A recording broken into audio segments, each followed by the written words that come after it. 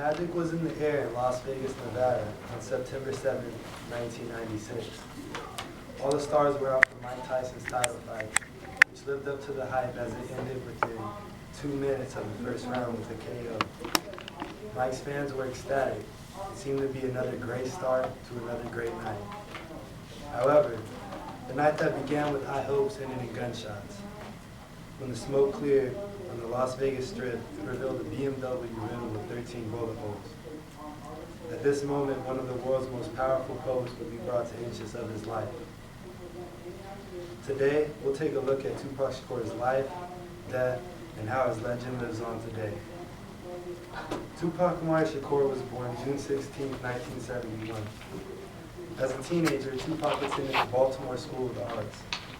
Here is where he would develop a strong love for expressing himself through poetry, music, and acting. At BSA, TuPac was a star and quickly became a major asset to the school's fundraising. However, approaching his senior year, TuPac wouldn't have the proper credits to graduate. So he and his mother, Afeni Shakur, would move to California in order for him to graduate. Once in California, it was just a matter of time before TuPac would rise to stardom. At this time, a wave of LA-based gangster rap was sweeping California and the nation. TuPac fit the mold, and Interscope Records wanted to launch his first solo album. The album would be called TuPacalypse Now. TuPac would use this album to show the world the harsh realities of his community. Shortly after his first album dropped, his first feature film, Juice, was in theaters, which TuPac received tremendous reviews for his portrayal. The New York Times called him the film's most magnetic figure. With the hit movie and a hit album, TuPac's star was quickly rising. TuPac used his fame to reduce crime and violence in his community by offering a code to live by in which it was not allowed to do many brutal things seen in LA at this time.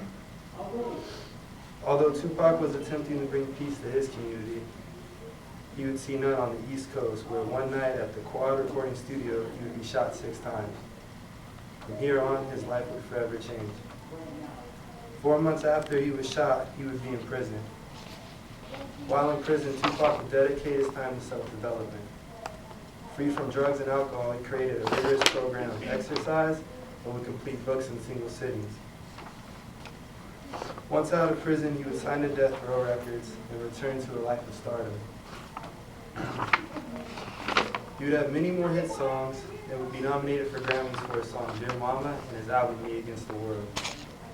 TuPac would begin to feel like his record label Death Row was taking advantage of him, however. According to the book TuPac Shakur Legacy, on August 27, 1996, TuPac would fire his attorney, and he would also fax a letter to the office of Death Row Records stating that the business relationship between him and Death Row was over. Tensions between TuPac and East Coast groups were quickly rising, as well as tensions within Death Row Records.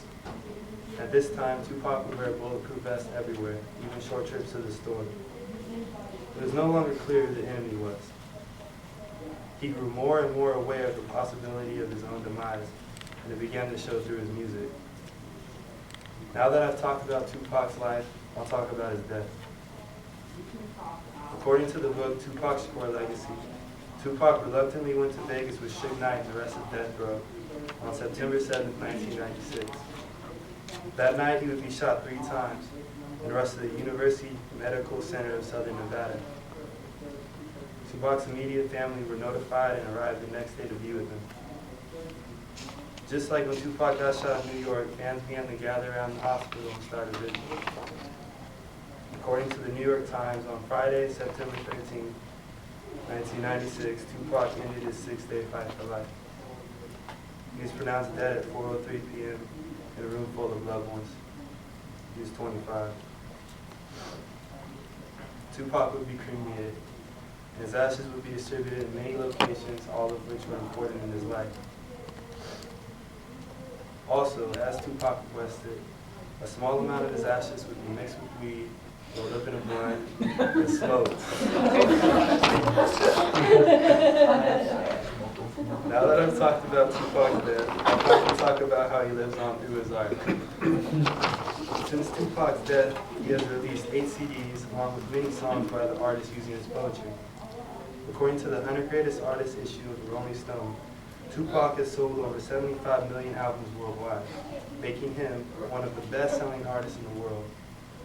The Rolling Stone will go on to rank Tupac as the 86th best artist of all time. Tupac's music and poetry continues to be a part of college courses all around the world, and his music will forever teach the generations after him.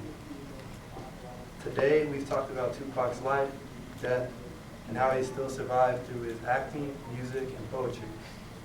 Tupac once said, "I'm not saying I'm going to change the world, but I guarantee I will spark the brain that will change the world." He was unfairly stolen from us on that Las Vegas night, but what he left behind will forever be louder than the gunshots and silence.